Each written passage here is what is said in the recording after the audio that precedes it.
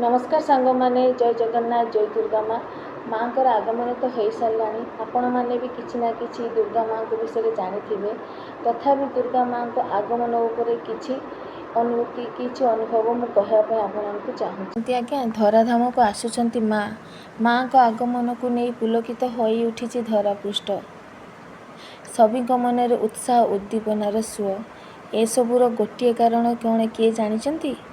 आम पाखक आसुच्च जो माँ को आगमन पर खूब चलचंचल हो जाए मंदिर मालिनी सहर भुवनेश्वर प्रतिवर्ष भली चलित वर्ष माँ को आराधना पाई सबुआड़े चली सुंदर साजसज्जा मनलोभा तोरण आकर्षणीय मेढ़ तैयारी चली भुवनेश्वर रे विभिन्न पूजा मंडप चली नुआ नुआ साजसज्जा देखिले आखि पूरा झलसी जीव जमिति माँ आमको अनै बसर मयूर प्यालेस से भली लाल किला त्रिकुट पर्वत नंदीघोष रथ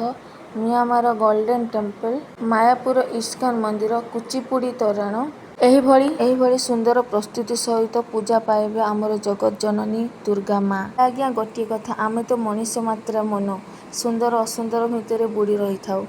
तो जेतिकी भी पारिछि जो मंडप गुड़ाक आम देखीचु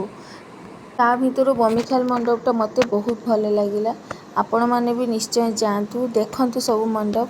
आ कमेंट रे निश्चय जनइबे जे कौ मंडपटा आपनको बहुत भल लागुची। कहूची नमस्कार जय जगन्नाथ।